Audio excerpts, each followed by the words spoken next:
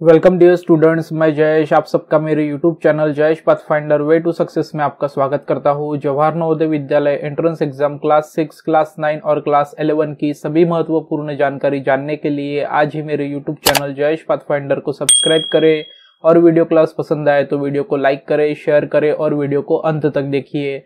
चलिए तो स्टार्ट करते हैं Jawahar Navodaya Vidyalaya entrance exam 2022 class 9 का आज का वीडियो क्लास। सो स्टूडेंट्स, जैसा कि आप सभी लोग जानते हैं, Jawahar Navodaya Vidyalaya entrance exam 2022 class 9 का जो एग्जामिनेशन है वो 9 अप्रैल 2022 को होने वाला है। तो अभी एग्जामिनेशन के लिए ओनली 6 या 7 डेज बचे हुए हैं। तो इन 6 या 7 डेज में पड़ी हुई चीजों को रिवाइज करना और मॉडल पेपर मतलब प्रैक्टिस पेपर और सैंपल पेपर्स को सॉल्व करना बहुत ही इंपॉर्टेंट और बहुत ही जरूरी होता है। तो आज के वीडियो क्लास में मैं आपको Jawahar Navodaya Vidyalaya entrance examination 2022 class 9 का मॉडल पेपर मतलब प्रैक्टिस पेपर आपके प्रैक्टिस के लिए लेकर आया हूं। तो आप स्क्रीन पे देख सकते हैं, ये है हमारा आज का मॉडल पेपर मतलब प्रैक्टिस पेपर। इसको हम सॉल्व करेंगे, सभी क्वेश्चंस के सॉल्यूशन हिंदी, इंग्लिश और साथ ही साथ मैथ्स, साइंस के सभी क्वेश्चंस के सॉल्यूशंस, उनके आंसर्स आज के वीडियो क्लास में मैं आपको इस सैंपल पेपर में, इस प्रैक्टिस पेपर में डिटेल में बताऊंगा। तो देर ना करते हुए चलिए प्रैक्टिस पेपर को सॉल्व करते हैं। तो स्टूडेंट्स, आप देख सकते हैं स्क्रीन पे, ये हमारा प्रश्न पुस्तिका मतलब क्वेश्चन बुकलेट है। तो यहाँ पे कुछ इंपॉर्टेंट चीजें होती है वो भी मैं आपको बता दूं। आप यहाँ पे जो टॉप पे देख पा रहे होंगे, एक नंबर दिया हुआ है यहाँ पे टॉप पे 2099612 ये नंबर दिया हुआ है। तो ये नंबर है हमारा टेस्ट बुकलेट नंबर। ये क्या है? हमारा टेस्ट बुकलेट नंबर। इसे हम क्या कहते हैं? Test booklet number. तो ये टेस्ट बुकलेट नंबर हमें हमारी आंसर शीट में फिल करना होता है। और यहाँ पे आपका जो टेस्ट बुकलेट कोड है वो है H, कैपिटल H आपका टेस्ट बुकलेट कोड है। यहाँ पे रोल नंबर लिखने के लिए, रोल नंबर डालने के लिए यहाँ पे टोटल 6 ब्लॉक्स दिए गए हैं। तो आप यहाँ पे अपना रोल नंबर, जो भी रोल नंबर आपका होगा वो फिल कर सकते हैं। For example 201978। Then name of the candidate, आप यहाँ पे अपना नेम डालेंगे, जो कुछ भी आपका नेम रहेगा, आपका नाम, पिताजी का नाम और लास्ट नेम मतलब आपका सरनेम, और यहाँ पे आपने सिग्नेचर करना है। ओके, तो इतनी चीजें आपने क्वेश्चन बुकलेट के फर्स्ट पेज पे करना है। यहाँ पे आपको बताया गया है कि आपके एग्जामिनेशन के लिए टोटल 2 hours and 30 minutes दिए गए हैं और टोटल मार्क्स कितने हैं? 100 मार्क्स है। ओके स्टूडेंट्स, तो ये कुछ इंपॉर्टेंट चीजें थी क्वेश्चन बुकलेट में। साथ ही साथ यहाँ पे कुछ इंपॉर्टेंट चीजें और है, वो भी मैं आपको बताना चाहूंगा। इस तरीके से आपको क्वेश्चन को यहाँ पे फिल करना है। अगर आपका क्वेश्चन का आंसर C है तो C को फिल करिए, D है तो D को फिल करिए, B है तो B को फिल करिए, A है तो A को फिल करिए। लेकिन सभी क्वेश्चंस के आंसर में एक ही सर्कल फिल होना चाहिए। इस क्वेश्चन पेपर में टोटल 4 सब्जेक्ट्स है, Hindi, English, maths and science. Okay, जिसे हम कहते हैं हिंदी, अंग्रेजी, गणित और सामान्य विज्ञान। खंड 1, खंड 2, खंड 3, खंड 4 मतलब part 1, part 2, part 3, part 4। Okay, 1 से 15 तक 15 क्वेश्चन हमारे 15 मार्क्स के हैं हिंदी के। 16 से 30 क्वेश्चन, 15 क्वेश्चन हमारे हैं 15 मार्क्स के लिए इंग्लिश के। 31 से 65 टोटल 35 क्वेश्चंस है हमारे 35 मार्क्स के लिए साइंस के, मैथ्स के। और 66 से 100 क्वेश्चंस मतलब 35 टोटल क्वेश्चंस यहाँ पे है हमारे 30 मार्क्स के लिए विज्ञान के मतलब साइंस के। ऐसे टोटल 100 क्वेश्चंस यहाँ पे 100 मार्क्स के लिए पूछे जाते हैं। ओके, तो अभी देर ना करते हुए हम हमारे मॉडल पेपर मतलब प्रैक्टिस पेपर को सॉल्व करने स्टार्ट करते हैं। तो सबसे फर्स्ट हमारा जो यहाँ पे सेक्शन है वो है सेक्शन फर्स्ट। ओके स्टूडेंट्स, तो सेक्शन फर्स्ट हमारा हिंदी का है। हिंदी के सेक्शन में सबसे फर्स्ट हमें गद्यांश दिया गया है। तो नीचे जो निर्देश दिए गए हैं उन निर्देश को यहाँ पे हम रीड करेंगे और ये निर्देश प्रश्न संख्या 1 से 4 तक के लिए है, मतलब question number 1 to question number 4 के लिए है। नीचे दिए गए गद्यांश को पढ़कर पूछे गए प्रश्नों के सही सबसे उचित उत्तर वाले विकल्प को चुनिए। मतलब नीचे गद्यांश दिया गया है, गद्यांश को पढ़ना है और उसके नीचे टोटल 4 क्वेश्चंस दिए हुए हैं, उन क्वेश्चंस को रीड करके करेक्ट आंसर को हमें चूज करना है, option A, option B, option C और ऑप्शन डी में से। तो इसके लिए हमें गद्यांश को रीड करना होगा। तो स्टूडेंट्स, यहाँ पे मैं आपको एक ट्रिक बताना चाहूंगा। कभी भी गद्यांश मतलब पैसेज आपने स्टार्टिंग में रीड नहीं करना है, डायरेक्टली आपने क्वेश्चन रीड करना है और उसके बाद में पैसेज को रीड करना चालू करना है। मतलब पैसेज रीड करते करते ही आपको आपके क्वेश्चन के आंसर मिल जाएंगे। मतलब अभी सबसे पहले आप पैसेज रीड करोगे, फिर आप क्वेश्चन रीड करोगे, फिर से पैसेज की तरफ आओगे। तो इस तरीके से आपका क्या होगा, होगा, गद्यांश रीड करने में 5 या 10 मिनट आपके वेस्ट हो जाएंगे। तो ये वेस्ट नहीं होना चाहिए, इसीलिए स्टार्टिंग में किसी भी स्टूडेंट ने गद्यांश मतलब पैसेज को रीड नहीं करना है, डायरेक्टली क्वेश्चन को रीड करके क्वेश्चन के आंसर सॉल्व करते हुए गद्यांश को रीड करना है। लेकिन ये ट्रिक सभी ने यूज करना है, लेकिन अभी मैं फिलहाल के लिए गद्यांश को रीड करूंगा क्योंकि सैंपल पेपर मैं यहाँ पे आपको अच्छे से समझा के डिटेल में बता रहा हूं इसलिए। तो चलिए गद्यांश को रीड करते हैं। गद्यांश यहाँ से स्टार्ट हो रहा है, गद्यांश यहाँ से स्टार्ट हो रहा है। बोलने का विवेक, बोलने की कला और पटुता व्यक्ति की शोभा है, उसका आकर्षण है। सुबुद्ध वक्ता अपार जनसमूह का मन मोह लेता है, मित्रों के बीच सम्मान और प्रेम का केंद्र बिंदु बन जाता है। जो लोग अपनी बात को राई का पहाड़ बनाकर उपस्थित करते हैं, वे एक और जहां सुनने वाले के धैर्य की परीक्षा लिया करते हैं, वही अपना और दूसरों का समय भी अकारण नष्ट किया करते हैं। विषय से हटकर बोलने वालों से, अपनी बात को अकारण खींचते चले जाने वालों से तथा ऐसे मुहावरों और कहावतों का प्रयोग करने वालों से जो उस प्रसंग में ठीक ही नहीं बैठ रहे हो, लोग ऊब जाते हैं। वाणी का अनुशासन, वाणी का संयम और संतुलन तथा वाणी की मिठास ऐसी शक्ति होती है जो हर कठिन स्थिति में हमारे अनुकूल ही रहती है, जो मरने के पश्चात भी लोगों की स्मृतियों में हमें अमर बनाए रहती है। हाँ, बहुत कम बोलना या सदैव चुप्पी लगाकर बैठे रहना भी बुरा है। यह हमारी प्रतिभा और तेज को कुंद कर देता है। ऐसा व्यक्ति गुफा में रहने वाले उस व्यक्ति की तरह होता है जिसे बहुत दिनों बाद प्रकाश में आने पर भय लगने लगता है। अतएव कम बोलो, सार्थक और हितकर बोलो, यही वाणी का तप है। तो स्टूडेंट्स, विद्यार्थियों, ये था हमारा हिंदी का गद्यांश, हिंदी का पैसेज जिसको हमने रीड किया है। अब इस गद्यांश के बेस्ड पे हमें यहाँ पे टोटल 1 to 4 क्वेश्चंस पूछे गए हैं।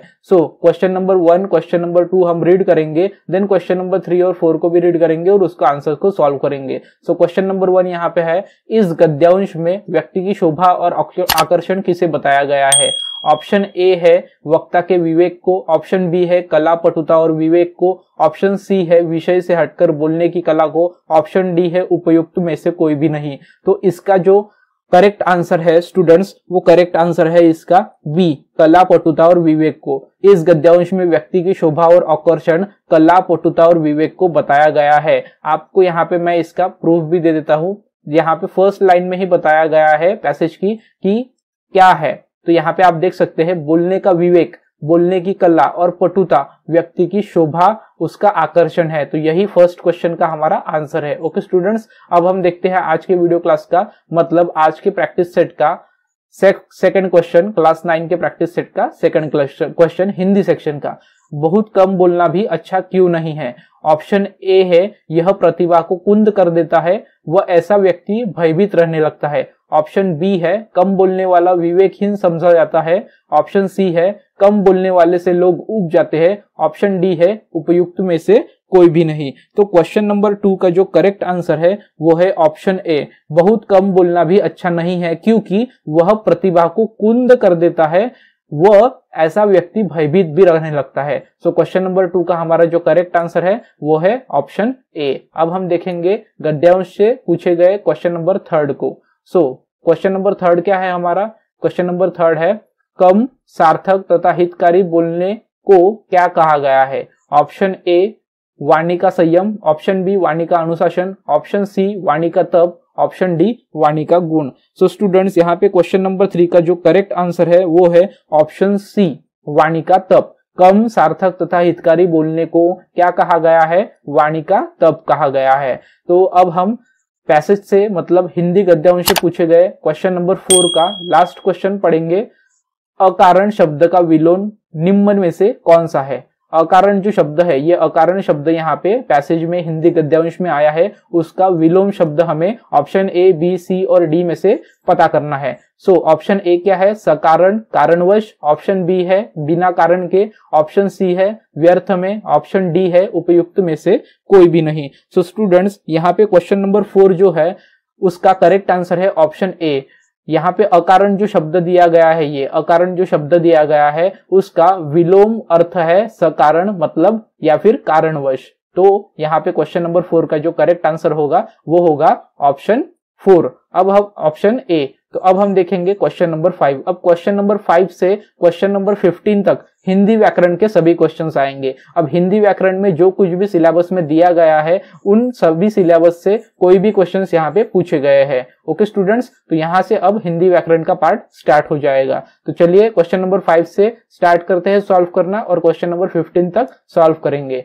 सो क्वेश्चन नंबर 5 क्या है? उपयुक्त गद्यांश का उपयुक्त शीर्षक बताइए। उपयुक्त गद्यांश का उपयुक्त शीर्षक बताया। फिर से एक क्वेश्चन पूछा गया है शीर्षक देने के लिए, तो शीर्षक देना भी व्याकरण का ही पार्ट होता है। तो यहाँ पे उपयुक्त गद्यांश को हम शीर्षक देंगे। सो उपयुक्त गद्यांश को शीर्षक क्या हो सकता है यहाँ से? सो ऑप्शन ए है वक्ता का तप, ऑप्शन बी है वाणी का तप, ऑप्शन सी है बोलने का विवेक, ऑप्शन डी है बोलने की कला। सो स्टूडेंट्स, क्वेश्चन नंबर 5 का जो करेक्ट आंसर हो जाएगा वो हो जाएगा ऑप्शन बी वाणी का तप। वाणी का तप यहाँ पे करेक्ट आंसर हो जाएगा। इसका कारण भी मैं आपको बताऊंगा कि क्वेश्चन नंबर 5 का ऑप्शन बी यही करेक्ट आंसर क्यों है। मतलब इस गद्यांश को उपयुक्त शीर्षक क्या है? वाणी का तप।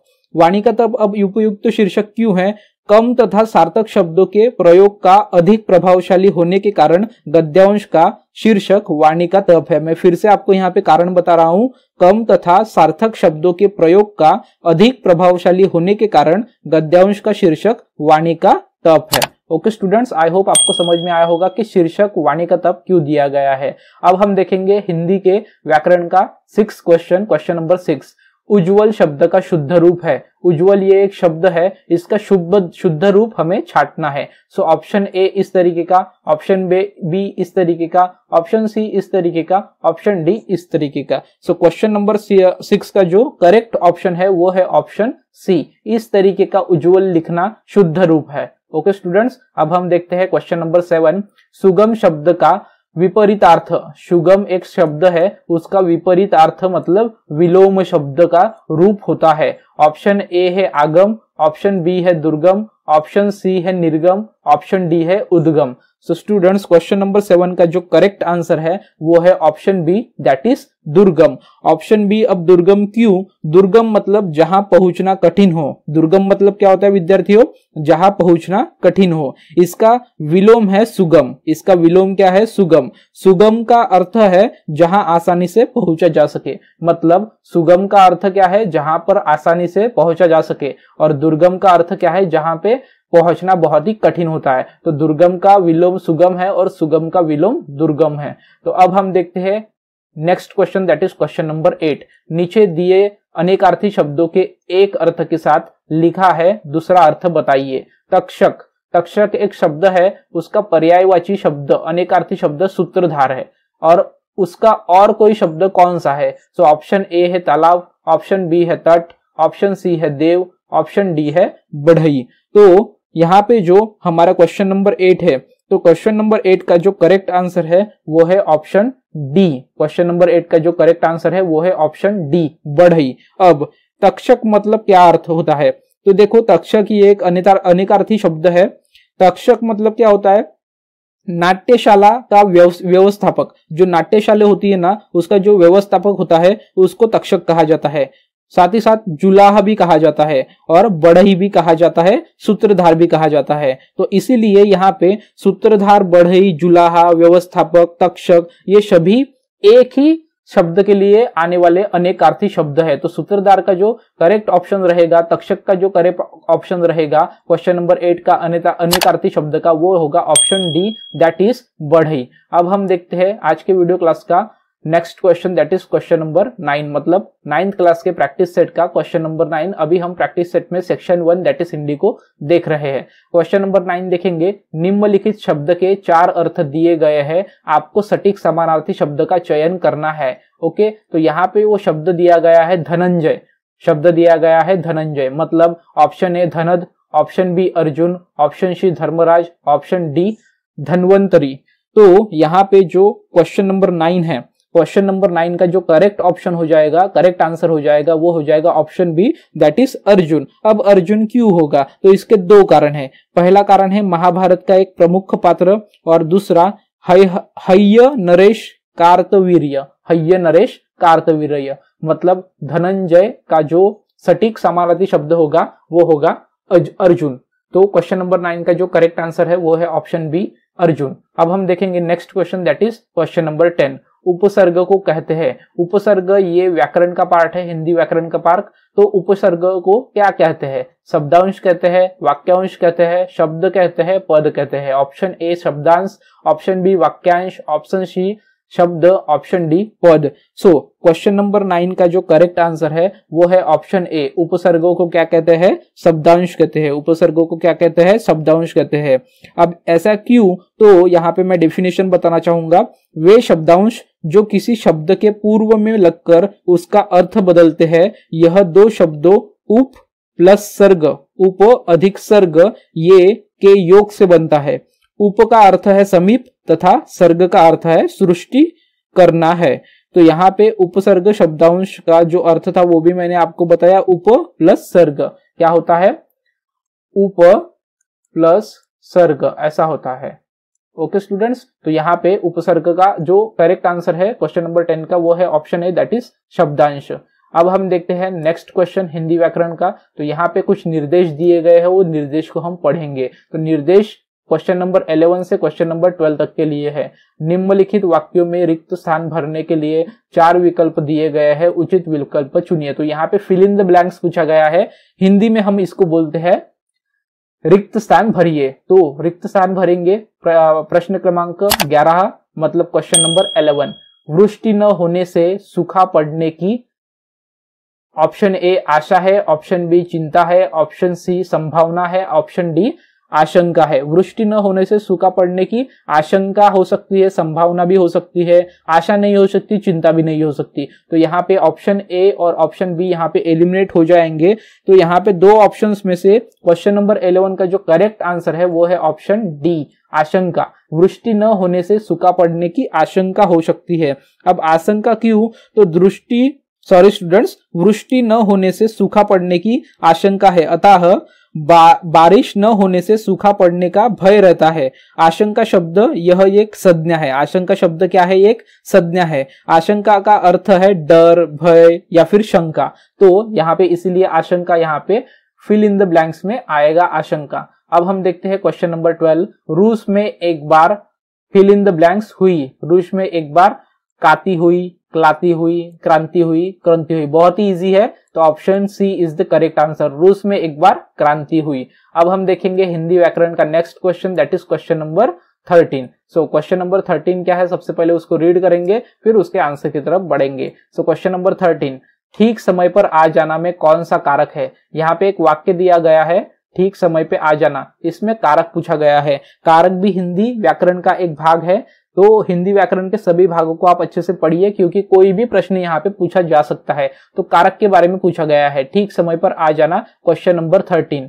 सो ऑप्शन ए है कर्म, ऑप्शन बी है करण, ऑप्शन सी है संप्रदान, ऑप्शन डी है अधिकरण। सो क्वेश्चन नंबर 13 जो है हमारा, वो क्वेश्चन नंबर 13 का जो करेक्ट आंसर हो जाएगा वो करेक्ट आंसर हो जाएगा ऑप्शन डी, ठीक समय पर आ जाना। इसमें कौन सा कारक है? अधिकरण कारक है। इसमें कौन सा कारक है? अधिकरण कारक है। अब जो कारक क्रिया के समय स्थान, अवसर आदि का बोध कराए तो वह अधिकरण कारक होता है।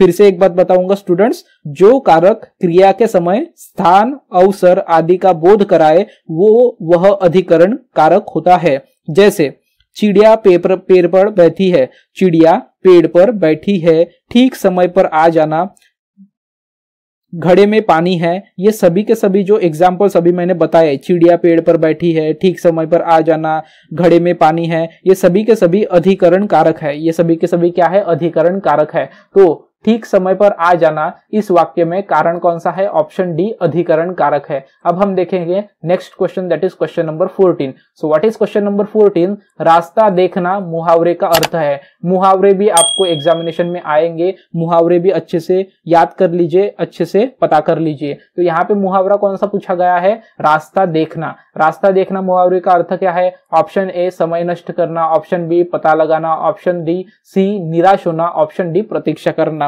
सो क्वेश्चन नंबर 14 का जो करेक्ट आंसर है वो है ऑप्शन डी प्रतीक्षा करना। बहुत ही इजी है, रास्ता देखना मतलब प्रतीक्षा करना, उनकी राह देखना। अब हम देखेंगे नेक्स्ट क्वेश्चन, हिंदी सेक्शन का लास्ट क्वेश्चन आज के प्रैक्टिस सेट के क्वेश्चन पेपर का। सो क्वेश्चन नंबर 15, गाठ का पूरा मुहावरे का अभिप्राय है। गाठ का पूरा ये एक मुहावरा है, उसका अभिप्राय मतलब अर्थ। अभिप्राय मतलब क्या होता है स्टूडेंट्स? अभिप्राय मतलब होता है अर्थ। ऑप्शन ए है विघ्न आना, ऑप्शन बी है बेफिक्र होना, ऑप्शन सी है शक्तिहीन, ऑप्शन डी है मालदार। सो स्टूडेंट्स 15 का जो करेक्ट आंसर है वो है ऑप्शन डी, मालदार। गाठ का पूरा मतलब मालदार। तो स्टूडेंट्स यहाँ पे हमारा आज के प्रैक्टिस के वीडियो क्लास का section 1 that is Hindi subject, section 1 that is Hindi subject के टोटल 15 क्वेश्चंस यहाँ पे पूरे हो चुके हैं। 15 क्वेश्चन में हमने गद्यांश के टोटल 5 क्वेश्चन को सॉल्व किया। क्वेश्चन नंबर 6 से क्वेश्चन नंबर 15 तक रिक्त स्थानों की पूर्ति कीजिए, साथ ही साथ मुहावरे, कारक, उसी के साथ में शुद्ध शब्द, अशुद्ध शब्द, विपरीतार्थ शब्द, अनेक अर्थी शब्द, इस तरीके के हिंदी व्याकरण के क्वेश्चंस को हमने सॉल्व किया। तो हिंदी व्याकरण का जो सिलेबस है वो मैंने पहले वाले वीडियो क्लास में ऑलरेडी बता दिया है कि किस तरीके का सिलेबस होता है। तो सभी का सभी सिलेबस हिंदी व्याकरण का अच्छे से पढ़िए, आप आराम से हिंदी सेक्शन में 15 आउट ऑफ 15 स्कोर कर सकते हैं। बहुत ही ईजी क्वेश्चंस पूछे जाते हैं। तो यहाँ पे फर्स्ट सेक्शन हमारा कंप्लीट हो चुका है। अब हम बढ़ते हैं आज के प्रैक्टिस सेट के वीडियो क्लास का नेक्स्ट सेक्शन की तरफ, that is section number 2। So section number 2 जो हमारा है वो सेक्शन नंबर 2 है हमारा इंग्लिश का। इंग्लिश लैंग्वेज में भी टोटल 15 क्वेश्चंस पूछे जाते हैं। यहाँ पे कुछ क्वेश्चंस पैसेज के होते हैं, कुछ क्वेश्चंस क्लोज टेस्ट के होते हैं और बाकी के सारे क्वेश्चंस यहाँ पे इंग्लिश लैंग्वेज मतलब इंग्लिश ग्रामर के होते हैं। तो यहाँ पे भी इंग्लिश ग्रामर के क्वेश्चंस पूछे जाते हैं, तो इंग्लिश ग्रामर भी आपने अच्छे से करना है। तो यहाँ पे डायरेक्शंस दिए गए हैं।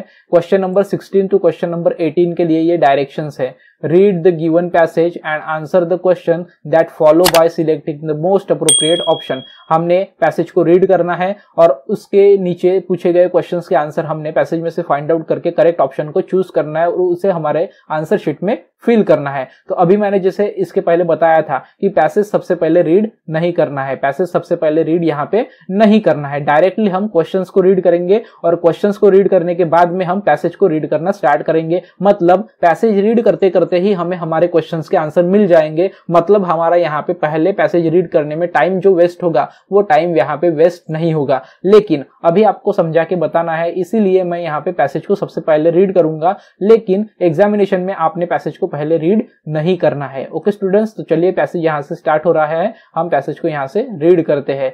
Scientist are extremely concerned about the changes taking place in our climate. The changes are said to be alarming rapidly and the result of human activity, whereas in the past it had been natural and much slower. The major problem is that the planet appears to be warming up. Global warming, this is occurring at a rate of unpredicted in the last 10,000 years. The implications are very serious. Rising temperature could give rise to extremely high increase in the incidence of floods and droughts, having effect on agriculture. It is the thought that this unusual warming of the earth has been caused by greenhouse gases such as carbon dioxide being emitted into the atmosphere by car engines and modern industrial processes. Such gases not only add to the pollution of the atmosphere but trap the heat of the sun, leading to the warming up the planet. मतलब planet earth को warm कर रहा है। It has been suggested that industrialized countries would try to reduce the volume of greenhouse gases emissions and plant more trees to create sinks to observe greenhouse gases.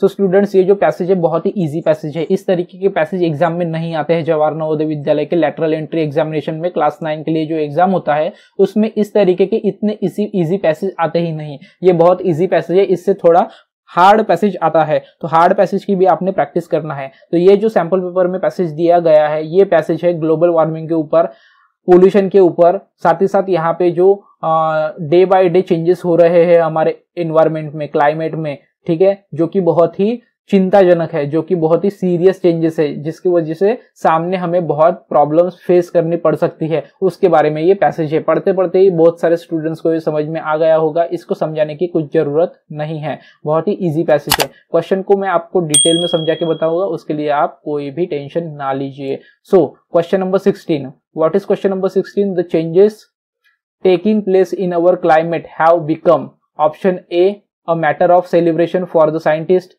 ये matter of celebration है क्या? ये चिंताजनक कारण है, ये बहुत ही इससे हमें प्रॉब्लम फेस करनी सकती है, तो ये सेलिब्रेशन के नहीं है, ये ऑप्शन ए यहाँ पे ऐसे ही कट हो जाएगा। Option B a matter of worry for the scientist. Option C something that does not have any serious implication. Option D something to be wild away by the scientist. So option C और option D भी यहाँ पे कोई relation नहीं रखता। Option B is the correct answer of question number 16, a matter of worry for the scientist. जो scientist है और साथ ही साथ हम जो लोग हैं या जो धरती पर रहते हैं, जो अर्थ पर रहते हैं, वो उन सभी लोगों के लिए ये बहुत ही चिंताजनक बात है, वरी का बात है, मतलब टेंशन की बात है कि डे बाय डे जो ग्लोबल वार्मिंग है वो इंक्रीज हो रही है। ओके, सो क्वेश्चन नंबर 16 का करेक्ट आंसर है ऑप्शन बी। अब हम देखते हैं next question, that is question number 17।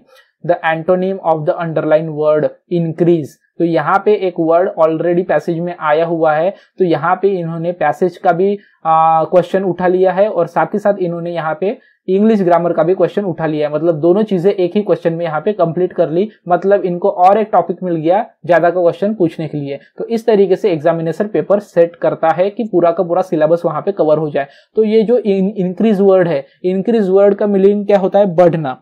Increase word का मीनिंग क्या होता है? बढ़ना। सो क्वेश्चन नंबर 17 का जो करेक्ट आंसर है वो है ऑप्शन बी, रिडक्शन।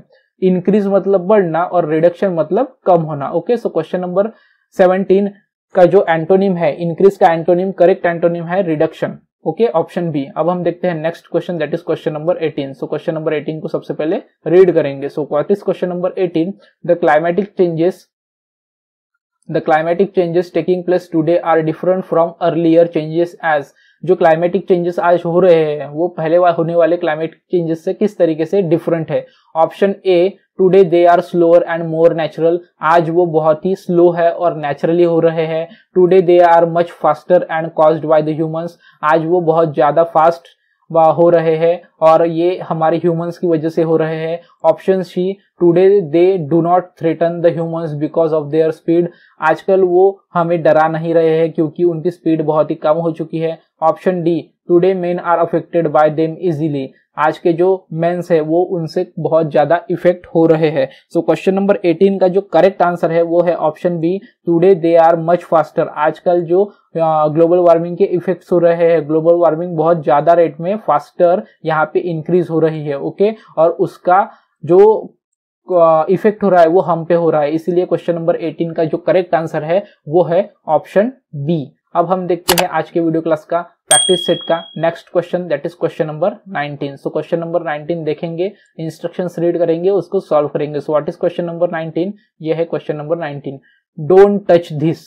ये एक सेंटेंस है। ये क्या है? Sentence. Don't touch this the passive voice of the above sentences. ये एक्टिव वॉइस में है। ये जो सेंटेंस है ये एक्टिव वॉइस में है। ठीक है, इंग्लिश ग्रामर में एक्टिव वॉइस, पॉसिव वॉइस, नरेशन, ठीक है, कंजक्शंस, प्रीपोजिशंस, ये सभी चीजें आने वाली है। सो इसको हमें पैसिव में कन्वर्ट करना है। पैसिव में कन्वर्ट करने के बाद में क्या हो जाएगा? तो ऑप्शंस दिए गए हैं। ऑप्शन ए है you should not touch this. Option B है this doesn't be touched. Option C है this must not be touched. Option D है you don't touch this. Don't touch this मतलब कंपल्सरीली उसको हमें हाथ नहीं लगाना है। तो जब कभी भी हम कंपल्सरी ऐसी कुछ चीज बोलते हैं तो वहां पे मस्ट आता है। वहां पे क्या आता है? मस्ट आता है। ओके स्टूडेंट्स, वहां पे आता है मस्ट। तो कंपल्सरी चीज बोल रहे हैं वहां पे मस्ट आता है। तो वहां पे यहाँ पे ऑप्शन ए में मस्ट नहीं है, ऑप्शन बी में भी यहाँ पे मस्ट नहीं है, ऑप्शन सी में मस्ट है और ऑप्शन डी में भी मस्ट नहीं है। तो this must not be touched. तो पैसिव वॉइस में क्या हो जाता है? जो वर्ब रहता है, यहाँ पे जो वर्ब है वो वर्ब क्या है? टच है। तो पैसिव वॉइस में वर्ब की थर्ड फॉर्म लगती है। ओके स्टूडेंट्स, और यहाँ पे मस्ट भी आ जाएगा और ये जो दिस है वो सबसे फर्स्ट में चला जाएगा और टच्ड यहाँ पे लास्ट में आ जाएगा। ओके स्टूडेंट्स, तो क्वेश्चन नंबर 19 का जो करेक्ट आंसर है डू नॉट टच दिस, इसका पैसिव वॉइस है this must not be touched. अब हम देखते हैं next question, that is question number 20। Choose the correct statement. हमें करेक्ट स्टेटमेंट को चूज करना है, मतलब जो सेंटेंस करेक्ट है ग्रामेटिकली उसको चूज करेंगे करेक्टली। ऑप्शन ए है he is unhappy then his friend. Option B है he is more unhappy then his friend. Option C है he is unhappier than his friend. Option D है he is most unhappy then his friend. तो यहाँ पे जो same चीजें हैं वो पहले फाइंड आउट करेंगे। सभी सेंटेंस में he is he is same है। देन सभी सेंटेंस में then his friend, then his friend, then his friend, then his friend, ये भी सेम है। अब डिफरेंट क्या है? अनहैप्पी, यहाँ पे डिफरेंट है मोर अनहैप्पी, यहाँ पे डिफरेंट है अनहैप्पियर, और यहाँ पे डिफरेंट है मोस्ट अनहैप्पियर। तो यहाँ पे कौन सा अप्रोप्रिएटली यहाँ पे अच्छे से फिट बैठेगा ग्रामेटिकली? तो यहाँ पे क्वेश्चन नंबर 20 का जो करेक्ट आंसर हो जाएगा वो हो जाएगा option C, that is he is unhappier than his friend. He is unhappier than his friend, यही ग्रामेटिकली करेक्ट है। बाकी कोई भी सेंटेंस ग्रामेटिकली यहाँ पे करेक्ट नहीं है। अब हम देखते हैं next question, that is question number 21। So what is question number 21? Choose the most appropriate meaning of the underline phrase in the sentence. यहाँ पे हमें एक सेंटेंस दिया गया है। सेंटेंस क्या है? The ship was cast away on the coast of Africa. तो इस सेंटेंस में ये अंडरलाइन वर्ड है, that is cast away. Word नहीं, ये एक फ्रेज है, कास्ट अवे। तो कास्ट अवे का फ्रेज का मीनिंग क्या है वो हमें फाइंड आउट करना है। सो ऑप्शन ए है एस्केप्ड, ऑप्शन बी है ड्रोन्ड, ऑप्शन सी है व्रिग्ड, ऑप्शन डी है फेल्ड। सो स्टूडेंट्स, इसके लिए हमें इसको याद करना होता है। कास्ट अवे का जो है वो है, हम यहाँ पे दिमाग नहीं लगा सकते। ओके, कास्ट अवे का मतलब क्या होता है? सो क्वेश्चन नंबर 21 का जो करेक्ट आंसर है वो है ऑप्शन सी। अब सी ही करेक्ट आंसर क्यों है? ये जो सी है व्रिग्ड, सी ही करेक्ट आंसर क्यों है उसका रीजन में भी आपको यहाँ पे बताऊंगा। The most appropriate meaning of the underline phrase, ये जो मोस्ट अप्रोप्रिएट मीनिंग होगा अंडरलाइन फ्रेज का, that is cast away is wrecked. Wrecked means क्या होता है? व्रिग्ड मीन्स होता है very badly damaged. Wrecked means क्या होता है? Very badly damaged. Cast away मतलब यहाँ पे डैमेज हो चुका है वो शिप, ठीक है, यहाँ पे डैमेज हो चुका है। तो व्रिग्ड का मतलब क्या होता है? डैमेज। ओके स्टूडेंट्स, अब हम देखते हैं आज के प्रैक्टिस सेट का section second, that is English section का next question, that is question number 22। So question number 22 क्या है? सबसे पहले इंस्ट्रक्शंस को रीड करेंगे। Read the sentence to find out whether there is any grammatical error in it. The error, if any, will be one part of the sentence. The letter of that part is the answer. तो यहाँ पे एक sentence दिया गया है, ये sentence है neither of the two boys is sensible enough to do this job, no error. तो यहाँ पे टोटल 4 पार्ट्स है, part 1, part A, part B, part C और पार्ट डी में नो एरर। तो ये सेंटेंस ग्रामेटिकली करेक्ट है या नहीं है, इसमें कुछ गलतियां है या नहीं है, ये आपको यहाँ पे फाइंड आउट करना है। और जिस भी पार्ट में गलतियां है उस पार्ट को आपको पिक करना है और उसका ऑप्शन अपने आंसर शीट में फिल करना है। तो neither of the two friends, तो नीदर ऑफ तभी यूज करते हैं जब हम दोनों में से किसी भी एक के बारे में नहीं बोलते हैं। Neither of the two, neither of the two मतलब दोनों में से एक भी नहीं। Neither of the two boys is sensible enough मतलब दोनों में से एक भी सेंसिबल नहीं है। तो ऑब्वियसली दोनों में से एक की बात कर रहे हैं हम, तो सिंगल पर्सन आएगा, तो सिंगल पर्सन आएगा तो उसके हिसाब से यहाँ पे सिंगुलर वर्ब हेल्पिंग वर्ब आएगा, सिंगुलर हेल्पिंग वर्ब आएगा। नहीं तो यहाँ पे बहुत सारे स्टूडेंट्स क्या करते हैं, टू बॉयज लिखा हुआ है तो उनको लगता है यहाँ पे प्लूरल है, तो यहाँ पे इसकी जगह पे क्या आ जाएगा, इसकी जगह पे आर आ जाएगा, ऐसा उनको लगता है। इसकी जगह पे क्या आ जाएगा, आर आ जाएगा, लेकिन ऐसा नहीं है। Neither of the two boys, neither of the two boys मतलब दोनों में से एक भी नहीं, ठीक है। तो दोनों में से एक एक की सेपरेटली बात हो रही है, तो इस सेंसिबल इनफ भी करेक्ट है। To do this job, to do this job ये भी सेंटेंस पूरा करेक्ट है। ओके स्टूडेंट्स, तो यहाँ पे option D is the correct, इस सेंटेंस में कोई भी एरर नहीं है। सो क्वेश्चन नंबर 22 का जो करेक्ट आंसर है वो है ऑप्शन डी। अब हम देखेंगे आज के वीडियो क्लास का नेक्स्ट क्वेश्चन, प्रैक्टिस सेट का 23rd question. So what is 23rd question, what is the verb of the word heap, HEAP। HEAP एक वर्ड है, इसका वर्ब फॉर्म कौन सा है? Option A heave, option B hip, option B hippy, option B happy. So यहाँ पे question number 23rd जो है उसका जो करेक्ट आंसर हो जाएगा वो हो जाएगा option B hip, option B hip. तो अब हिप क्यों आंसर हो जाएगा, क्योंकि the word hip is both noun and verb. ये जो वर्ड है HEAP, ये जो वर्ड है HEAP हिप, ये नाउन में भी इसी तरह यूज होता है और वर्ब में भी सेम तरीके से यूज होता है, ठीक है। वर्ब में इसका कुछ अलग होता ही नहीं है, इसलिए क्वेश्चन नंबर 23 का जो करेक्ट आंसर है वो है ऑप्शन बी हिप। अब हम देखेंगे question number 24, choose the one which best express the meaning of the phrase above board. ठीक है, फिर से एक फ्रेज पूछा गया है, तो अबाउ बोर्ड इस फ्रेज का हमें करेक्ट मीनिंग पता करना है। सो ऑप्शन ए है डिसेंट, ऑप्शन बी है फ्रेंडली, ऑप्शन सी है ओपन, ऑप्शन डी है सिंपल। सो क्वेश्चन नंबर 24 का जो हमारा करेक्ट आंसर है वो है option C, that is above board का जो मीनिंग होता है, अबाउ बोर्ड मीन्स लेजिटिमेट, ठीक है, अबाउ बोर्ड मीन्स लेजिटिमेट। अब लेजिटिमेट मतलब क्या होता है, honest and open, so option C is the correct, honest and open, तो यहाँ पे open is the correct answer. Okay students, अब हम देखते हैं आज के प्रैक्टिस सेट के सेक्शन सेकंड इंग्लिश सेक्शन का next question, that is question number 25। So what is question number 25? Question number 25 को सबसे पहले रीड करेंगे, देखेंगे क्या पूछा गया है। Question number 25, antonym of the word parsimonious. Parsimonious एक वर्ड है, इसका क्या पता करना है हमें, एंटोनिम। अगर आपको इसका सिनोनिम पता है तो ऑब्वियसली आप इसका एंटोनिम भी पता कर सकते हो। सो ऑप्शन 1 है जेनरस, ऑप्शन बी है फ्रूगल, ऑप्शन सी है क्रूड, ऑप्शन डी है स्टिंगी।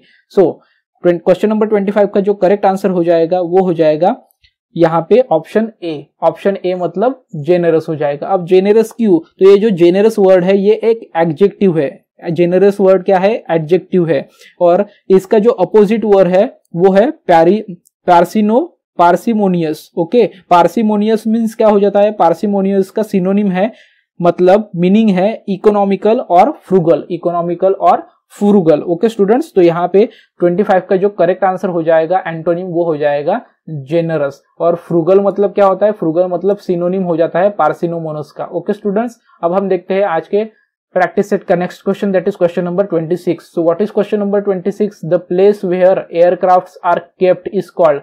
जो प्लेस होता है जहां पे एयरक्राफ्ट्स को रखा जाता है उन्हें क्या कहते हैं, हैंगर। हाँ, हैंगर पे हम कपड़े रखते हैं। रनवे पे तो लैंड करता है या प्लेन, या फिर वहां से टेक ऑफ करता है। Option C air strip, option C hangar. तो एयर स्ट्रिप भी नहीं होता, तो ऑब्वियसली ए बी सी नहीं होगा। सो क्वेश्चन नंबर 26 का जो करेक्ट आंसर होगा वो होगा option D, hanger. Hanger is the correct because hanger means one who hangs something. Okay, runway means a level strip of smooth ground along with aircraft take off and land. तो ये तो मैंने अभी बताया आपको। हैंगर मीन्स जहाँ पे हम कुछ लटकाते हैं, रनवे मतलब जहाँ पे एरोप्लेन टेक ऑफ और लैंड करता है। Option C air strip means क्या होता है, a strip of ground set aside for the take off and landing of aircraft, वो भी वही सेम होता है, एयर स्ट्रिप मतलब भी। और सो यहाँ पे अलग अलग मीनिंग की ए बी सी और सी है, तो यहाँ पे ऑब्वियसली डी ही हमारा करेक्ट आंसर हो जाएगा।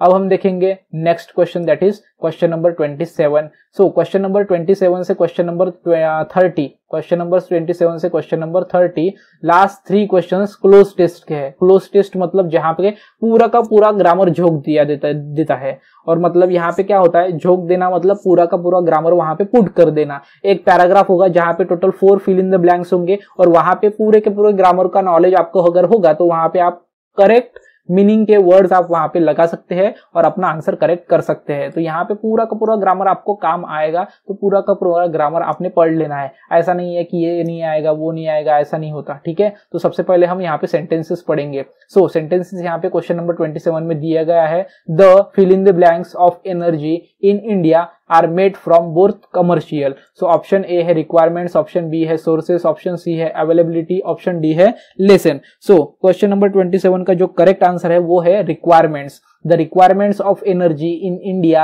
Are made from both commercial. So question number 27 का करेक्ट आंसर है ऑप्शन ए। अब हम देखेंगे next question, that is 28 and non commercial sources. ये देखिए यहाँ पे बताया गया है, and non-commercial sources, the most fill in the blank sources of energy today are coal and natural gas. Option A vital, option B insignificant, option C important, option D expensive. So question number 28 का जो correct answer हो जाएगा वो important हो जाएगा, क्योंकि दो services के बारे में, सोर्सेज के बारे में बताया गया है, कोल एंड नेचुरल गैस। तो ये इंपॉर्टेंट सोर्सेज है एनर्जी के लिए, तो इसीलिए इंपॉर्टेंट यहाँ पे फिल इन द ब्लैंक्स में आएगा। नेक्स्ट है question number 29, on the other hand firewood, cow dung, cakes and vegetable waste etcetera fill in the blanks non-commercial forms of energy.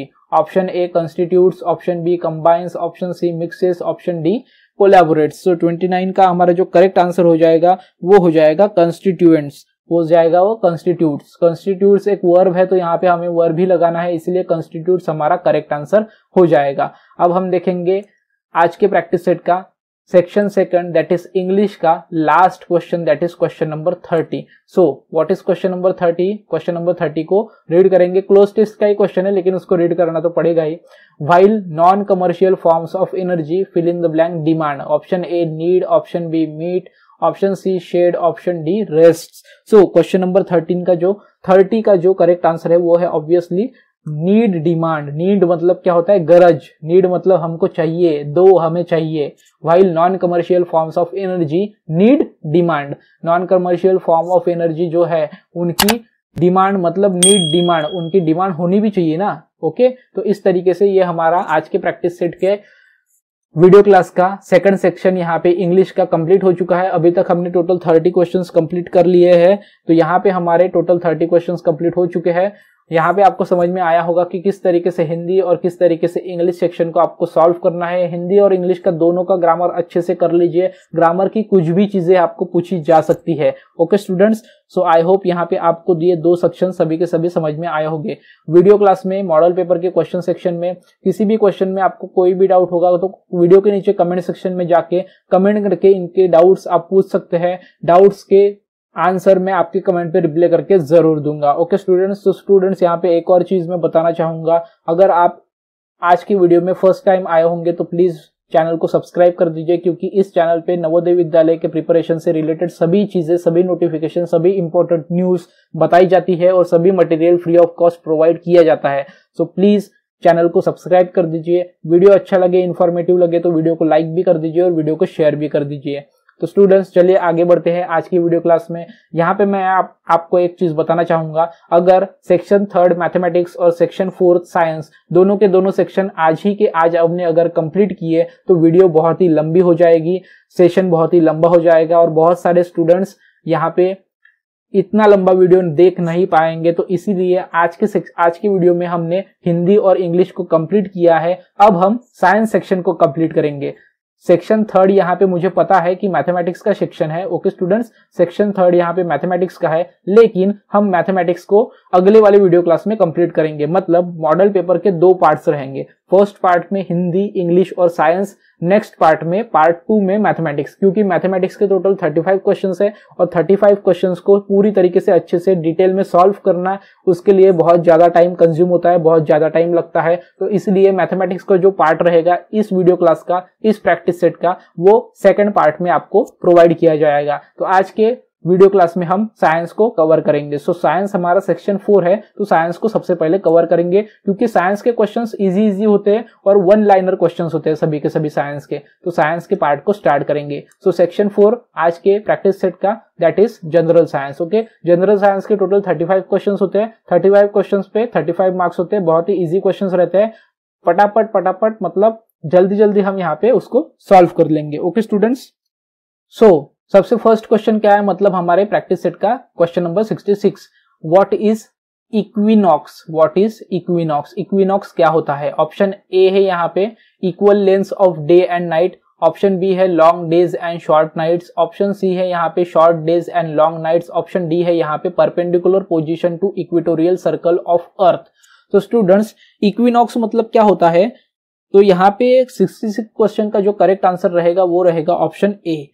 तो यहाँ पे मैं बताना चाहूंगा the length of days and nights on 21st March and 23rd September are equal across the world. This days are known as equinox. तो students equinox किसे कहा जाता है? सो 21 मार्च, 21 मार्च को और 23rd सितंबर को, 23 सितंबर को पूरे वर्ल्ड में जो लेंथ है डे की और नाइट की वो सेम रहती है। वो क्या रहती है? लेंथ जो रहती है वो क्या रहती है? सेम रहती है, इक्वल रहती है। इसी वजह से इसे इक्विनॉक्स कहा जाता है।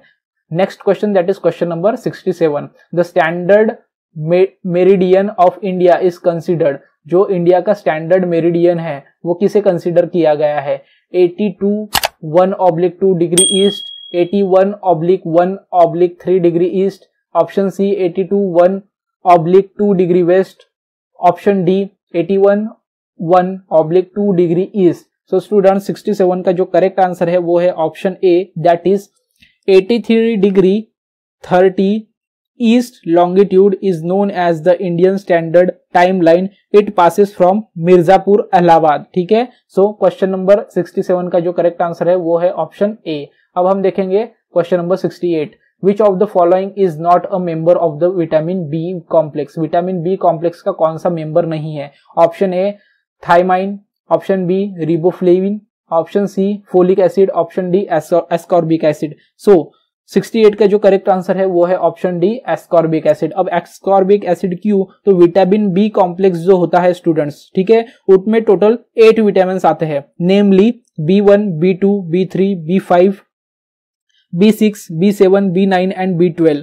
सो यहाँ पे विटामिन B1 जो है वो थायमिन होता है, विटामिन B2 जो होता है वो है रिबोफ्लेविन, विटामिन B3 जो होता है वो होता है नियासिन, विटामिन B5 जो होता है वो होता है पैंटोथेनिक एसिड, विटामिन B6 जो होता है वो होता है पायरिडॉक्सिन, साथ ही साथ biotin, folic acid and vitamin B12 जो होता है वो होता है साइनोकोबैलामाइन। सो स्टूडेंट्स, इसीलिए यहाँ पे एस्कॉर्बिक एसिड जो है वो यहाँ पे मेंबर नहीं होगा। 69 question, what makes a reptile a reptile. Reptile को रेप्टाइल किस तरीके से कहा जाता है? Cold blooded, warm blooded, non hearing, egg laying. So students, यहाँ पे जो क्वेश्चन नंबर 69 का करेक्ट आंसर होगा वो होगा ऑप्शन डी। साइंस के क्वेश्चन बहुत इजीली और कम टाइम में सॉल्व हो जाते हैं क्योंकि वन लाइनर क्वेश्चंस रहते हैं, तो इजीली क्वेश्चंस रहते हैं। Question number 17, which blood vessel has the smallest diameter?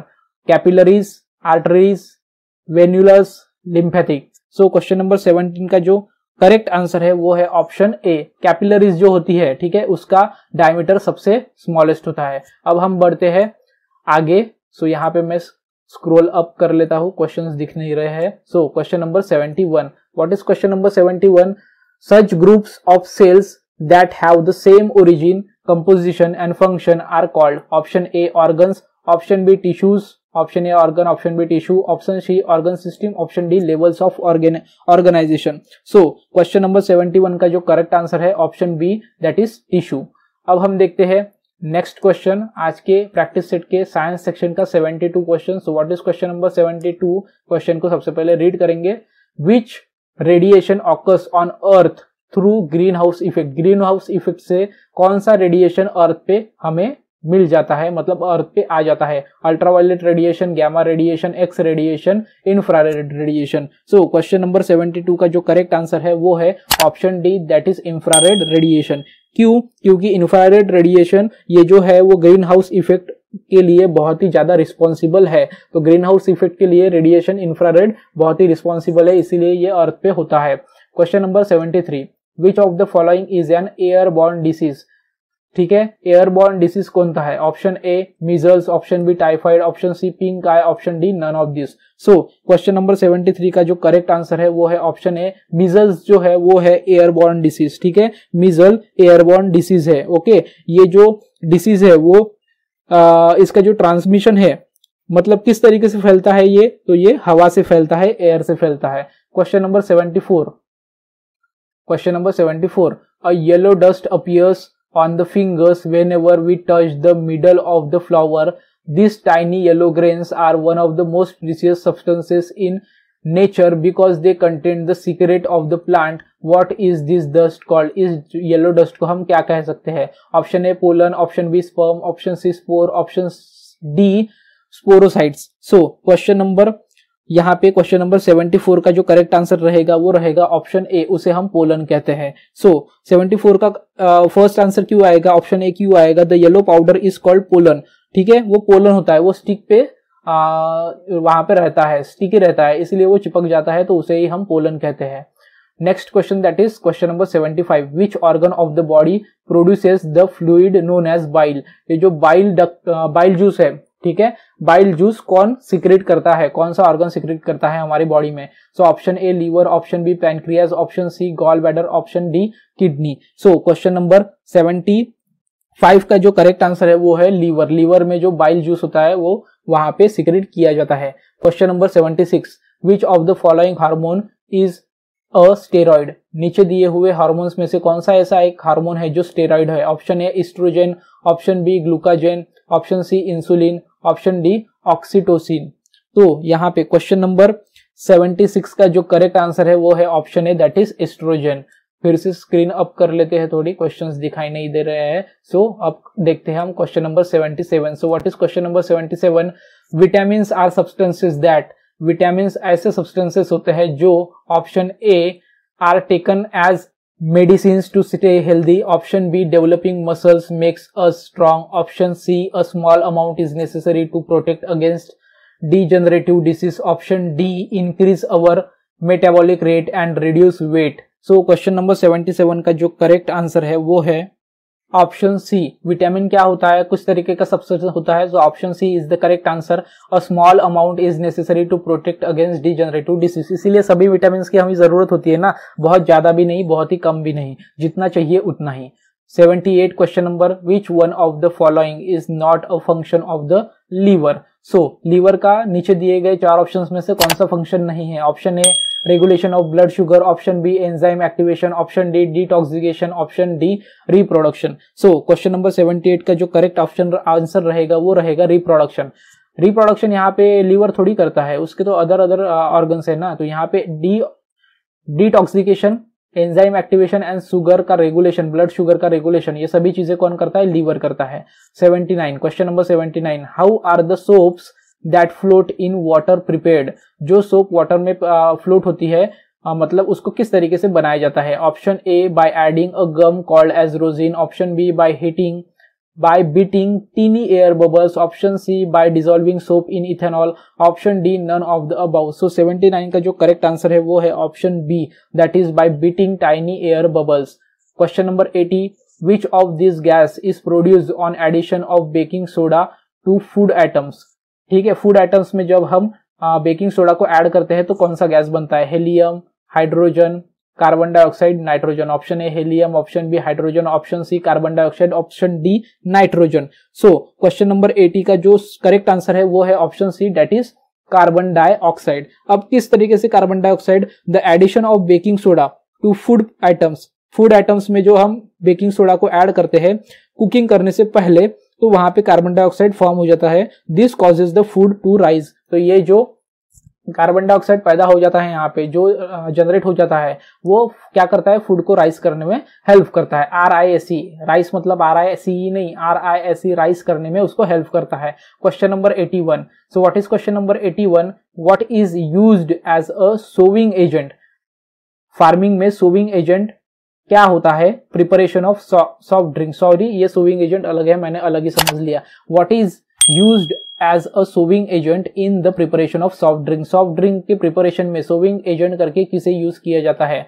Phosphorous acid, boric acid, benzoic acid, phosphoric acid. So question number 81 का जो करेक्ट आंसर है वो है ऑप्शन डी, फॉस्फोरिक एसिड। अब हम देखते हैं आज के प्रैक्टिस सेट का next question, that is question number 82। So what is question number 82? Question number 82 को सबसे पहले रीड करेंगे। यह है question number 82। What is dry ice. Dry ice क्या होता है? Option A liquid nitrogen, option B water ice, option C solid carbon dioxide, option D frozen ethanol. So question number 82 का जो करेक्ट आंसर है वो है option C, option C solid carbon dioxide. Dry ice मतलब क्या होता है? Solid carbon dioxide. Dry ice is solid carbon dioxide, that is CO2। Carbon dioxide freezes at 78.5 degree centigrade. 78.5 degree पे सेंटीग्रेड पे carbon dioxide क्या होता है? Freeze हो जाता है। When dry ice melts, it undergoes a process called sublimation. This means that it is converted from a solid directly to a gas by passing the intermediate liquid stage. This is where the name dry ice comes from. When it melts, you never get any liquid, hence it's dry. इसलिए इसको dry acid भी, dry ice भी कहा जाता है। Question number 83, which base is present in milk of the magnesia. Milk of magnesia जो होता है उसमें कौन सा बेस प्रेजेंट रहता है? Option A calcium hydroxide, option B ammonium hydroxide, option C magnesium hydroxide, option D sodium hydroxide. So question number 83 का जो करेक्ट आंसर है वो है option C, that is magnesium hydroxide. बहुत ही इजी क्वेश्चन है। 84 convex lens are used for. जो concave और कॉन्वेक्स लेंस होते हैं, दो टाइप्स के लेंस होते हैं, कॉन्केव और कॉन्वेक्स लेंस। तो कॉन्वेक्स लेंस कहाँ पे यूज किया जाता है? ऑप्शन ए मायोपिया में, option B hypermetropia, option C a little version, option D none of the above. So 84 का जो करेक्ट आंसर है वो है ऑप्शन बी। जो कॉन्वेक्स लेंस होता है ठीक है, जो कॉन्वेक्स लेंस होता है वो हाइपरमेट्रोपिया में यूज किया जाता है। कहां पे यूज किया जाता है? हाइपरमेट्रोपिया में यूज किया जाता है। और ये हाइपरमेट्रोपिया क्या है? किसी पर्सन को पास का दिखाई नहीं देता है और दूर का दिखाई देता है। किसी पर्सन को पास का दिखाई नहीं देता है और दूर का दिखाई देता है। ऐसे समय में ग्लासेस में जो लेंस यूज करते हैं वो यूज करते हैं हाइपरमेट्रोपिया का lens. Question number 85, who establish the concept of absolute zero? Absolute zero का कॉन्सेप्ट किसने एस्टैब्लिश किया? Option A Louis Pasteur, option B Lord Kelvin, option C German Hess, option D William Henry Perkin. So question number 85 का जो correct answer है वो है option B, that is Lord Kelvin establish the concept of absolute zero. और उन्होंने ये कब establish किया? उन्होंने ये 1848 में एस्टैब्लिश किया। ओके स्टूडेंट्स, अब हम देखते हैं आज के प्रैक्टिस का सेक्शन 4 दैट इज साइंस का next question, that is question number 86। Which of the following subatomic particle was discovered by Goldstein on the basis of cathode ray experiment? cathode ray experiment के basis पर Goldstein ने क्या invent किया? कौन सा सब atomic particle बताया था? Option A proton, option B neutron, option C electron, option D muon. कुछ भी ऑप्शन देके रखा है, option D muon. So question number 86 का जो करेक्ट आंसर है वो है option A proton, positively charge. Question number 87, which of the following statement is false? नीचे टोटल 4 स्टेटमेंट दिए गए हैं, उनमें से कौन सा फॉल्स है वो हमें पता करना है। ऑप्शन ए दिया गया है quinine which is a malarial drug is derived from a plant called cinchona. Option B rice is a good source of vegetable oil. Option C proteins are found in abundance in pulses. Option D green vegetables are a good source of vitamin and mineral salts. So question number 87 का जो correct answer है वो है option B. Option B is the false. Option B false है। Rice is a good source of vegetable oil, ये गलत है। Rice good source नहीं है वेजिटेबल ऑयल का। वेजिटेबल ऑयल का गुड सोर्स है मस्टर्ड, ठीक है, mustard is the good source of oil. Question number 88, which of the following is true about a cyclic process? Cyclic process के लिए कौन सा नीचे दिए में से कौन सा करेक्ट है? ऑप्शन ए है the total heat absorbed equals the work done by the system, physics का क्वेश्चन है। Option B the system returns to its initial state. Option C both A and B. Option D none of the above. So question number 88 का जो correct answer है वो है option C, both A and B. तो यहाँ पे A option और B option दोनों करेक्ट है, इसीलिए ऑप्शन सी भी करेक्ट है। यहाँ पे the total heat absorbed equals the work done by the system, ये भी करेक्ट है। The system returns to its initial state, ये भी करेक्ट है। तो ये दोनों साइक्लिक प्रोसेस के ही एग्जाम्पल्स है। ओके स्टूडेंट्स, तो क्वेश्चन नंबर 88 का जो करेक्ट आंसर है वो है option C, both A and B. अब हम देखेंगे next question, that is question number 89। So what is question number 89? Red blood cells are carry oxygen in the blood. Okay, correct है। In adults they are formed in, वो adult में कहाँ बनते हैं? Liver में। ऑप्शन बी किडनी में। Option C in the heart. Option D in bone marrow. So question number 89 का जो करेक्ट आंसर है वो है option D, RBCs is formed in liver while in an adult RBCs are made in bone marrow। ठीक है, तो यहाँ पे आरबीसीज एडल्ट का कहां पे बनता है? बोन मैरो में बनता है। ओके स्टूडेंट्स, अब हम देखते हैं आज के प्रैक्टिस सेट के सेक्शन 4 साइंस सेक्शन का next question, that is question number 19। Which of the following is true about the focal length of the spherical mirror? जो स्पेरिकल मिरर होता है उसके फोकल लेंथ के बारे में कौन सा सेंटेंस यहाँ पे, कौन सा ऑप्शन करेक्ट है? ऑप्शन ए है it is equal to it radius of curvature. Option B है it is equal to its half of the radius of curvature, it is equal to twice its radius of curvature। Option D है none of the above। so students, यहाँ पे question number 90 का जो correct answer है वो है option B. Correct answer क्या है? Option B. जो फोकल लेंथ के बारे में, स्पेरिकल मिरर के फोकल लेंथ के बारे में ट्रू है वो क्या है? It is equal to half of its radius of curvature. So spherical mirror की जो फोकल लेंथ होती है वो half of its radius of curvature होती है। ओके स्टूडेंट्स, ये ध्यान में रखना है आपने, बहुत ही इंपॉर्टेंट कॉन्सेप्ट है वो। अब हम देखते हैं आज के वीडियो क्लास का next question, that is question number 91। Which of the following eye defects okay is also known as far sightedness? Far sightedness किसे कहा जाता है? Option A myopia, option B hypermetropia, option C contract, option D none of this. So question number 91 का जो correct answer है वो है option B, hypermetropia is also called as far sightedness, क्योंकि हाइपरमेट्रोपिया में क्या होता है, हमें दूर का दिखाई नहीं देता है, पास का क्लियरली दिखाई देता है, इसलिए इसको फार मतलब दूर का, ठीक है, अवे, फार साइटेडनेस भी कहा जाता है। सो क्वेश्चन नंबर 91 का जो करेक्ट आंसर है वो है ऑप्शन बी। अब हम देखते हैं next question, that is question number 92। Walking on a surface with zero friction is relatively physics का क्वेश्चन है। Option A is easy, option B is difficult, option C impossible, option D none of this. So question number 92 का जो correct answer है वो है option C, impossible है। अगर friction ही नहीं रहेगा तो चलेंगे कैसे, जब चलेंगे तो फ्रिक्शन होगा, जीरो फ्रिक्शन रहेगा तो चल ही नहीं पाएंगे हम। Option question number 93, what do we call the long sightedness caused by loss of elasticity of lens of eye? Option A myopia, option B presbyopia, option C hypermetropia, option D none of the above. So question number 93 का जो correct answer है वो है presbyopia. Okay students, अब हम देखते हैं next question, that is question number 94। One liner question होते हैं, बहुत ही इजी होते हैं, डायरेक्टली आंसर हम इसका पता कर सकते हैं, लेकिन स्टडी अच्छी होनी चाहिए। Question number 94, which of the following is true about the force between 2 point charges as per Coulomb's law. जो कूलम्स लॉ था, ठीक है, तो 2 पॉइंट चार्जेस के बीच में क्या वो किस तरीके से वो करेक्ट है। तो ऑप्शन ए है inversely as the square of the distance between the charges, option B directly proportional to the product of the magnitude of the 2 charges, option C both A and B, option D none of the above. So question number 94 का जो correct option रहेगा, जो correct answer रहेगा students, वो रहेगा option C. Option C is the correct one, मतलब दोनों के दोनों करेक्ट है।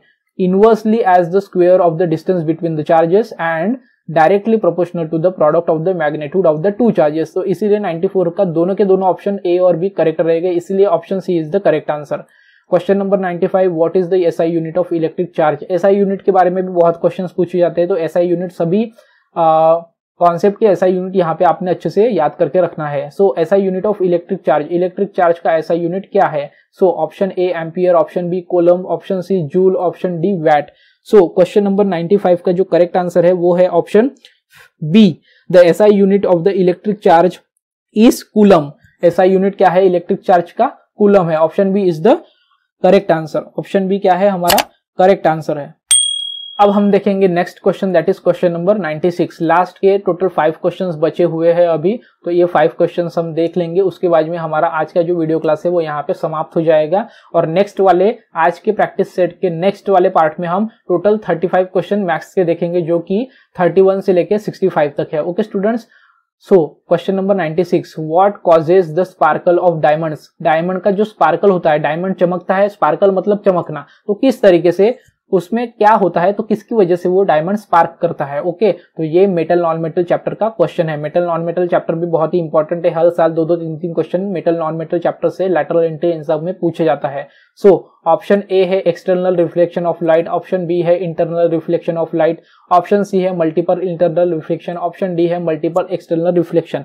मेटल नॉन मेटल का क्वेश्चन है, लेकिन फिजिक्स के सब्जेक्ट के हिसाब से यहाँ पे पूछा गया, मतलब केमिस्ट्री और फिजिक्स को मिक्स करके क्वेश्चन बनाया गया है। सो क्वेश्चन नंबर 96 का जो करेक्ट आंसर है वो है option B, the diamond shines due to total internal reflection. Okay, so 96 का जो करेक्ट आंसर है वो है ऑप्शन बी, डायमंड क्यों स्पार्क करता है, क्यों चमकता है, due to total internal reflection. 97 question, the reason why water ponds appear less deep. Water pond जो रहते हैं, ठीक है, वो लेस डीप क्यों रहते हैं। Option A refraction, option B reflection, option C prism, option C D direct impression, मतलब वो हमें क्यों छोटा, उनका जो डीप रहता है वो हमें क्यों कम दिखाई देता है।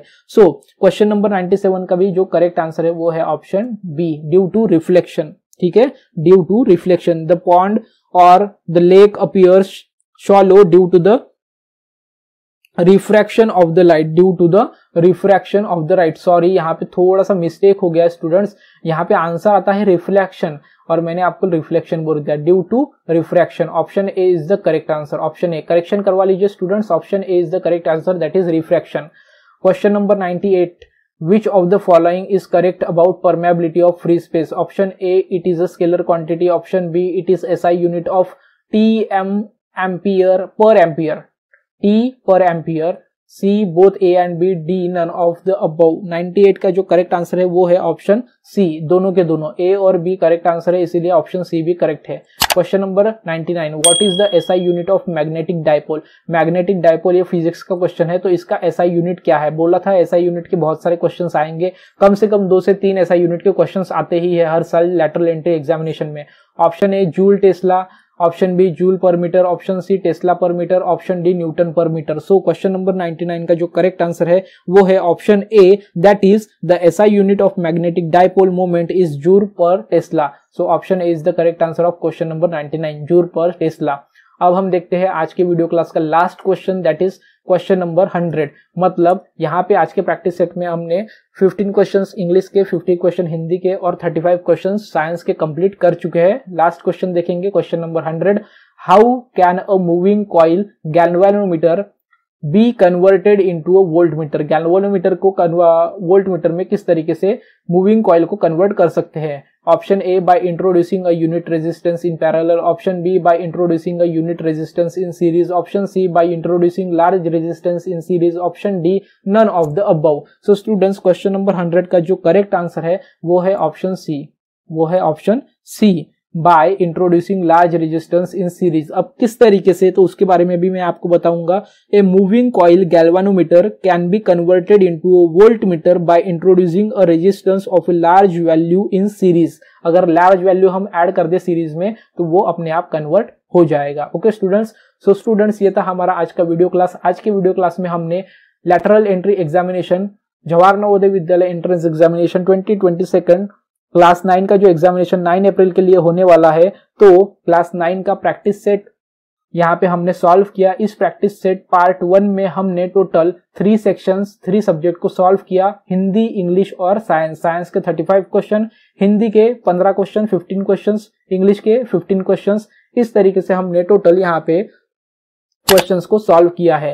अब पार्ट 2, अगले वाले पार्ट में, पार्ट 2 में हम इसी प्रैक्टिस सेट का मैथ्स का जो सेक्शन है, इसी प्रैक्टिस सेट का मैथ्स का जो सेक्शन है वो सॉल्व करेंगे। दैट इज क्वेश्चन नंबर 31 से लेके क्वेश्चन नंबर 65 तक। क्योंकि मैथ्स को बहुत ज्यादा टाइम लगता है, इसलिए पूरा कंप्लीट एक पार्ट में हम मैथ्स के क्वेश्चन को यहाँ पे सॉल्व करेंगे। तो अगले वाले वीडियो क्लास के पार्ट में हम इसी प्रैक्टिस सेट के मैथ्स के क्वेश्चन को सॉल्व करेंगे। Okay students, so students I hope आपको ये इन्फॉर्मेटिव लगा होगा, प्रैक्टिस सेट्स अच्छा भी लगा होगा, यूजफुल भी लगा होगा। तो प्लीज वीडियो को लाइक कर दीजिए। साथ ही साथ इस प्रैक्टिस सेट में किसी भी क्वेश्चन में आपको कोई भी डाउट होगा तो वीडियो के नीचे कमेंट सेक्शन में जाके कमेंट करके आपके डाउट्स, आपके क्वेश्चंस, आपके क्वेरीज आप पोस्ट करिए। मैं आपके डाउट्स, आपके क्वेश्चंस, आपके क्वेरीज के आंसर्स कमेंट में रिप्लाई करके जरूर दूंगा। सो स्टूडेंट्स आज का वीडियो क्लास हेल्पफुल लगा होगा, यूजफुल लगा होगा, इन्फॉर्मेटिव लगा होगा, अच्छा लगा होगा तो प्लीज वीडियो को लाइक कर दीजिए।